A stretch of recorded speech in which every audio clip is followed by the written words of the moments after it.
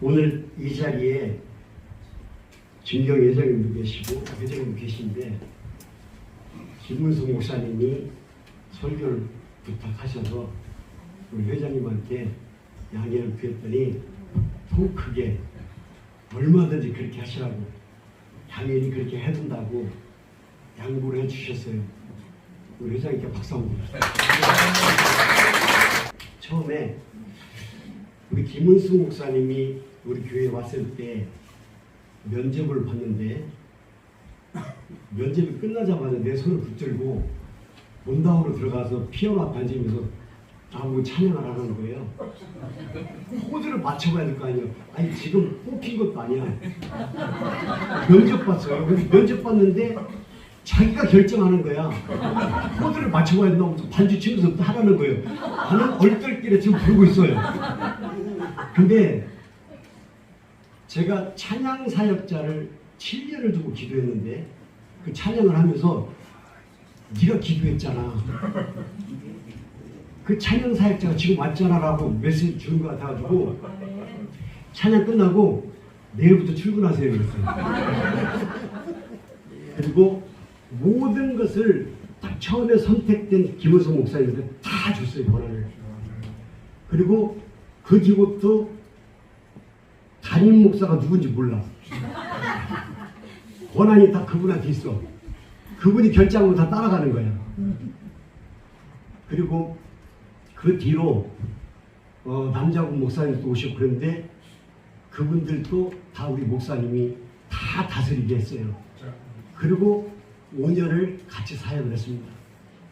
한 번도 부목사, 부교육자라고 생각해 본 적이 없어요. 동역자로 지금까지 왔는데 제가 경기남 지방에서 통 큰 여자 하나를 봤어요. 그게 지금 회장님이에요. 근데 부흥교회를 하면서 같이 동역자를 하는데 통 큰 여자가 또 하나 있더라고. 키는 크지 않아요. 아담해요. 난 절대 작다고 얘기 안 했어. 아담한데 이 통이 보통이 아니에요. 여러분 저도 통이 크다고 생각하는데 보통이 아니야. 그래서 오늘 설교 제목도 갑절의 능력이라고 정했어요. 아멘. 사람들은 두 가지 후회를 한다고 그래요.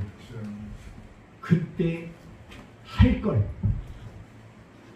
그리고 하나는 내가 왜 했을까. 해도 후회하고 안 해도 후회한다는 거예요. 근데 중요한 게 뭔지 아세요? 하고 후회하는 것이 그 후회가 적대요. 안 하고 한 후회가 더 크대요. 왜 그럴까요? 해봤어야 그 후회가 큰지 작은지를 알지. 해본 사람은 그래도 왜 했는지를 알기 때문에 덜 크게 후회한다는 거예요. 어린아이가 아기가 돼서 아장아장 걸어갈 때가 에너지가 제일 많다고 그래요. 얼마나 많은지 잡으면 내팽개치고 올라가면 뛰고 항상 그럴 때마다 그 주변에 옆에 누가 있어요? 엄마가 있는 거예요. 식탁에 올라가서 뛰어내려도 엄마가 붙잡아줘. 계단 올라가다 뛰어내려도 엄마가 붙잡아줘. 얘한테는 무서울 게 아무것도 없는 거예요. 아무 데서나 무엇을 해도 엄마가 붙잡아준다는 거예요. 그런데 얘가 조금씩 커나가면서 성장해가면서 점점 엄마를 믿는 게 아니라 자기를 믿기 시작해요. 자기를 믿어가면서부터 하는 행동이 줄어들어요. 자기를 믿기 시작하면서 두려움이 와요. 자기를 믿기 시작하면서 그렇게 열정적인 에너지가 점점 줄어들어요. 왜냐하면 엄마를 믿었던 그 힘이 자기에게 넘어갔기 때문에 그래요. 근데 우리의 믿음도 그런 것 같아요. 처음에 얼마나 큰 믿음으로 믿음 생활을 해요. 특히 사역자들은 신학을 들어갔을 때는 온 세상을 내가 다 의지하리라. 그리고 또 조용기 목사님처럼 내가 되리라. 얼마나 많은 열정을 해요. 근데 목표를 하다 보면 어느 순간부터 자기가 성장하고 있는 거예요. 성장돼 가면서부터 의지를 자기가 하는 거예요. 자기가 판단하고 자기 의지를 믿다 보니까 그 옆에 계셨던 하나님은 그 옆에 있던 엄마는 없는 거예요. 그 같은 모습으로 우리가 신앙생활을 하는 것 같아요. 여러분, 후회를 해도 이것을 했는데 후회하고 안 해도 후회한다면 해보고 하는 것이 훨씬 낫다고 저는 생각을 해요. 사람들은 월세 안 내는 교회 웃을 일이 아니에요. 그게 좋은 걸까요? 좋아요. 월세 걱정 안 하잖아. 근데 월세 걱정을 하면 나쁜 걸까요? 아니야. 왜 이 말을 말씀드리냐면, 자 봐봐요. 우리는 빚을 싫어해요. 빚쟁이가. 근데 빚 없는 사람 있으면 손 들어봐요. 내가 태어나면서부터 빚쟁이에요. 부모님한테 빚을 지잖아요. 그리고요, 핸드폰을 써도 돈을 먼저 내고 써요? 먼저 쓰고 돈을 내잖아요. 마찬가지예요. 빚은 항상 지고 살게 돼 있어요. 근데 우리 세상 사람들이 조금만 돈을 빌려서 빚을 지면 빚쟁이라고 그러는데, 기업가들이 그 많은 돈을 은행에서 끌어다가 쓰면 부자라고 해요. 이게 굉장히 희한하잖아요. 그리고 또 한 가지는 그 빚을 지는 것도 능력이에요. 왜 이 말을 하냐면, 지금은 상가 2층에서 딱 한 칸을 얻어서 지금 시작을 하지만 나중에는 4층 전체를 통으로 사가지고 하나님의 성전을 이룰 것을 믿기 때문에 선포하는 거예요. 여러분, 오늘 본문을 봅시다. 엘리사가 나오는데, 엘리사가 나오는데, 엘리사가 선지자로 나와요. 그리고 오늘 본문에 보면 50명이 저기 멀리 서서 그 두 사람을 보고 있어요. 근데 그 제자들이 어떻게 뭐라고 되어 있냐면, 선지자의 제자 50명이 저기 서서 그렇게 기록되어 있어요. 그렇다면 엘리사와 엘리야가 같이 서 있는데, 지금 엘리사도 엘리야의 제자이고 멀리 서서 50명이 바라보는 그 제자들도 제자예요. 그런데 그 50명은 그 두 사람을 바라보고 멀리서 보고 있어요. 주인공이 아니라 멀리서 바라보고 있는 거죠. 그 주인공은 왜 엘리사가 됐을까? 여러분, 엘리사는요 굉장히 부자예요. 열왕기상 19장 19절로 21절로 한번 보십시오. 19절에 가면 엘리사가 얼마나 큰 밭을 갈고 있냐면 12겨릿소를 가지고 밭을 갈고 있다고 해요. 12겨릿소 곁에 서서 갈고 있다고 그래요. 여러분, 한 겨릿소가 소 2마리를 말하는 거예요. 겨리가 뭐냐면 영어로 요크인데 올무를 얘기해요. 한 마리, 2마리를 엮어서 2마리가 같이 움직일 수밖에 없게 만드는 올무, 그 나무를 얘기하는데, 그 나무에 껴서 2마리가 같이 움직이는데 12겨릿소 그랬으니까 24마리예요. 24마리를 쫙 세워놓고 맨 마지막에 12겨릿소를 끌고 밭을 가는 모습을 한번 보십시오. 대단한 거예요. 그때 엘리야가 하나님의 명령을 따라서 엘리사를 찾아가요. 여러분, 무협소설 봤어요? 아니, 무협 영화 봤어요? 제자들 사람이 찾아와서 무릎 딱 꿇고 저를 제자로 받아주시옵소서. 이게 무슨 뜻이에요? 네 능력을 내게 주소서, 이거예요. 근데 엘리사는 스승이 찾아가. 그리고 겉옷을 던졌다 그래요. 누구한테? 그에게. 그가 누구예요? 엘리사를 얘기하는 거예요. 그래서 엘리사가 돌아서서 엘리야에게 절하고, 내가 부모에게 작별 인사할 수 있도록 시간을 주소서. 그러자 엘리야가 뭐라고 얘기냐면, 돌아가라. 내가 너에게 어떻게 행하였느냐 하니라. What have I done to you? 내가 너에게 무엇을 했는지 기억하라는 거예요. 그리고 엘리사는 돌아가서 부모에게 인사하고 한 겨릿소 2마리예요. 소 2마리를 잡아서 백성들에게 끓여 먹였다고 그래요.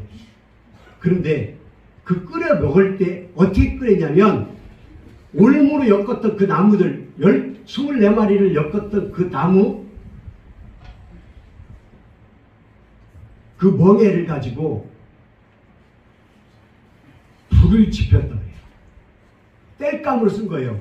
이 말은 무슨 말이냐면 나의 모든 것을 다 포기하는 거예요. 지금 다 버리는 거예요. 그리고 엘리야를 수종들더라 그렇게 됐는데 영어 성경 보니까 servant, 제자가 되었더라 그래요. 여기서 또 한 가지 중요한 게 뭐냐면 What have I done to you? 내가 너에게 무엇을 행하였느냐? 엘리야가 물어보는 이 제목이에요. 뭘 했을까요? 겉옷을 던져서 엘리사에게 던졌다 그래요. 그게 바로 능력인 거예요. 엘리야가 자기의 능력을 엘리사에게 줬어요. 이미 제자로 능력을 다 준 거예요. 스승이 제자에게 능력을 다 주고 떠날 준비를 하는 거예요.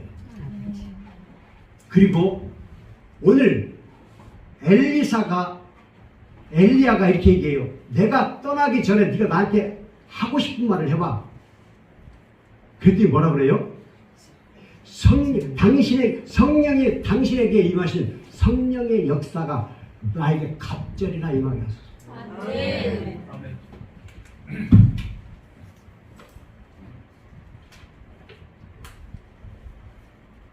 그랬더니 엘리야가 뭐라 그래요? 너 너무 큰 꿈을 꾸고 있다. 그건 불가능해. 그런데 하나님이 나를 데려가실 때 그 모습을 네가 보면 그 역사가 이루어져.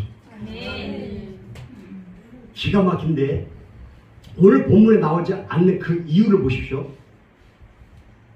엘리야가 회오리 바람으로 하늘나라로 승천할 때 겉옷이 떨어져요. 자, 엘리사를 만났을 때 열왕기상 19장 19절에서 만났을 때 겉옷을 던졌을 때 능력을 줬어요. 한번. 지금 떠날 때 능력을 한번 더 주는 거예요. 자기가 소원했던 갑절의 능력을 지금 받고 있는 거예요. 내가 하나님으로부터 들림을 받는 모습을 네가 볼 때 그 능력을 받을 수 있을 거야. 그렇지 않으면 못 받아. 그렇게 얘기했던 부분을 지금 받고 있는 거예요. 그리고 엘리사가 그 능력을 받았다는 것을 바로 어디서 나오냐면 엘리야의 겉옷을 둘둘 말아서 요단강을 쳤더니 to the right, to the left, 좌우로 물이 갈라지더라. 그리로 걸어가더라. 이 장면이 나와요. 이게 바로 갑질의 능력을 받았다는 증거를 말합니다. 여러분, 고린도후서 7장 10절에 하나님의 뜻대로는 근심은 후회할 것이 없는 구원에 이르는 회개를 이루는 것이요 세상의 근심은 사망에 이르게 하느니라. 하나님의 뜻대로는 근심, Godly sorrow brings repentance that leads to salvation and leaves no regret, but the worldly sorrow brings death. 무슨 말인지 모르지만 멋있잖아요? 이 영어를 암기하려고 3일 낮밤을 내가 틀릴까봐 조마조마하고 생겼는데 안 틀렸어. Godly sorrow, 믿음의 근심은 brings repentance, 회개를 가져올 것이요. That leads to salvation, 그 회개가 구원을 이르게 할 것이요. Leaves no regret, 후회가 없을 거야. 후회를 남기지 않을 거야. But 그러나 worldly sorrow, 세상 근심은 brings death, 죽음을 가져와. 여러분, 한 번 죽는 것은 사람에게 정해진 것이요 그 후에는 심판이 있으니, 여러분, 한 번 죽는 것은 모두에게 정해져 있어요. 여기서 뭘 뜻하냐면 너희에게 먼저 살게 하는 능력을 주셔야 돼요. 빚을 얻는 거예요. 우리가 하나님은 우리에게 빚을 먼저 줬어요. 살아봐. 심판 안 할 거야. 살아. 죽을 때 네가 죽고 나면 내가 심판할게. 죽을 때까지 기다려주는 거예요. 그 빚이 우리에게 있는 거예요. 그 심판이 있다는 그 다음 절 30절을 보십시오. 이와 같이 그도 많은 사람들의 죄를 위하여 단번에 죽으셨으니 우리를 위하여 죽어주셨던 그것이 빚이에요. 우리가 빚을 안고 사는 거예요. 그 빚을 안고 사는 우리가 뭐가 무서울까요?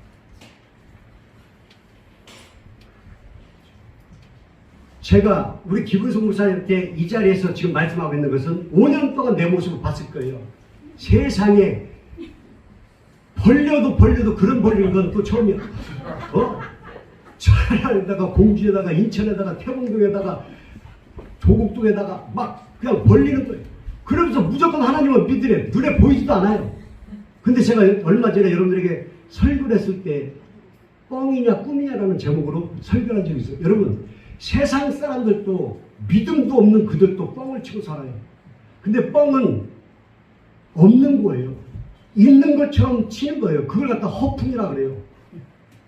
근데 우리 믿는 사람은 허풍은 아닌데도 꿈을 꾸잖아요. 아멘. 이 꿈은 지금은 없는데 이루어진다는 거예요. 아멘. 성경에서 말씀하시는 거예요. 꿈을 꾸는 자에게 이루어주신다는 거예요. 아멘. 그래서 꿈을 꾸는데 이왕 꾸는 거라면 크게 꿔야지. 아멘. 그런데 갈수록 어린아이가 성장하면서 엄마를 믿지 않냐고 자기를 믿어가는 모습이 우리에게 있는 거예요. 설교자이고 사역자인 우리가 날마다 성도들한테는 예수 그리스도가 뒤에 있지 않냐고, 예수님을 믿으면 되지 않냐고, 요한복음 15장 7절 너희가 내 안에 내 말이 너희 안에 거하면 무엇이든지 구하라. 그러면 이루어진다고. 얼마나 설교를 많이 해요. 그러면서 나는 벌벌벌 떨면서 다녀요. 두려운 거예요. 이 빚진 것도 두렵고 갚아나가는 것도 두렵고 너무나 피곤하고 스트레스 받는 거예요. 라고 생각을 해요. 이게 worldly sorrow예요. 세상 근심이에요. brings death. 죽음을 가져오는 거예요. 근데 godly sorrow, 믿는 자의 근심은 회개를 불러요. 내가 왜 믿지 못했을까? 하나님이 주시는 그 말씀을 믿지 못했을까? 회개하고 구원에 이른다는 거예요. 그런데 그 근심은 후회할 것이 없다는 거예요. 아이를 먹으니까 일주일이 그렇게 빨리 가요. 그럼 나보다 나이가 많은 사람은 어떻게 느껴질까? 더 빨리 간다는 걸 느낄 것 같아요. 제가 50대까지만 해도 50대 그러니까 내가 막 70대로 보이는지 모르겠지만 이제 갓 60대 6학년제 들어오는데 아니 그런데도 벌써 이렇게 너무 빠른 세월. 그러면 진짜 해야 되는 거 아니에요? 그렇게 빨리 느껴지지 않았을 때는 여유가 있었다면 지금은 이제 여유가 없는 거잖아요. 그렇다면 인간에게 두 가지 회개가 있다고 했어요. 해도 후회하고 안 해도 후회한다면 해봐야 되잖아요. 근데 그게 두려워서 자꾸 미루다 보면 날짜 가고 시간 가는데 점점 더 두려워서 할 수가 없는 거예요. 그래서 하라는 거예요. 이걸 만족하고 만약에 이 단에 서서 담임 목사라고 한다면 나하고 같이 5년 동안 목회한 사람이 아니라고 그렇게 봐요. 여러분 보통이 아니에요. 저 양반이. 지금 엄마가 만들어 놓고 와서 해달라고 사정하니까 온 거지 자기가 뭐 이렇게 안 해. 내가 그걸 알아요. 그런데 어린아이가 성장하면서 자기를 믿는 그 믿음으로 가지 말고 끝까지 여호와 하나님을 믿는 그런 목회자가 됐으면 좋겠어요. 내가 성경에 나오는 인물 중에 가장 좋아하는 사람이 다윗이라고 맨날 얘기하는데 왜 다윗을 좋아하냐면 다윗은 아무것도 없는 목동에서부터 인간의 가장 높은 자리인 임금까지 왕위까지 올랐어요. 근데 그의 모습은 왕이 될 때까지 죄를 안 졌다는 것이 아니에요. 죄를 졌음에도 불구하고 임금의 자리까지 앉게 됐는데 그 때때로 시시때때로 여호와를 벗어난 적이 없어요. 힘들 때나 어려울 때나 슬플 때나 기쁠 때나 좋을 때나 넉넉할 때나 부족할 때나 항상 하나님께 임하고 있었어요. 왠지 아세요? 그분이 전능자이심을 알기 때문에. 체험한 사람은 그분의 능력을 아는 사람은 절대로 못 벗어나요. 여호와여 내게 은혜를 베푸소서. 내게 은혜를 베푸소서. 내 영혼이 주의 날개 그 아래에서 머무르니 이 재앙들이 다 떠나갈 때까지 머무르이다. 지존자이신 내가 지존자이신 하나님께 부르짖으며 그가 나의 모든 것을 이루어 주시는 이에게로다. 자기가 부르짖고 기도한 것은 다 지켜주신 것이 하나님이라는 것을 깨닫고 있기 때문에요. 오늘 시편 57절 1절로 3절 말씀이에요. 다윗이 사울에게 쫓겨 굴에 숨어있을 때 지은 시예요. 어떤 위치에 있든지 다윗은 한 번도 여호와 하나님을 벗어난 적이 없어요. 여러분, 하나님의 말씀은 살아있고 활력이 있어. 하나님의 말씀은 살아있고 활력이 있어. 여기서 활력이 뭐냐면 living power, 살아있는 능력, 그렇게 얘기해요. 근데 다윗은 living power, 살아있는 이 능력을 뭐라고 표현하는지 아세요? 골리앗과 싸울 때 만군의 여호와라고 표현해요. living power, 살아있는 힘, 만군의 여호와라고 표현을 해요. 여러분, 만군의 여호와 하나님을 믿는 우리가 이렇게 살아서 안 되잖아요. 최소한 발악 정도는 해야 되잖아요. 누구 이름으로? 예수 그리스도의 이름으로. 여러분, 제가 배가 좋아해요. 80 거의 다 돼가시는데 어느 젊은이 못지않게 활력이 아직도 그 열정이요 대단해요. 그래서 제가 한번 찾아보려고 그래. 그 열정을 한번 시험하기 위해서 한번 찾아보려고 그래. 우리 김은성 목사님이 시작은 이렇게 하지만 틀림없이 4층 건물 통째로 얻어서 다시 한번 설립 예배를 드릴 것을 믿고요. 엘리사가 엘리야의 능력을 알고 있는 그가 갑절로 달라고 하는 그 통 큰 그 믿음, 이왕이면 갑절로 받는 능력자이신 담임 목사로 이루시기를 소망합니다. 기도합니다. 주님,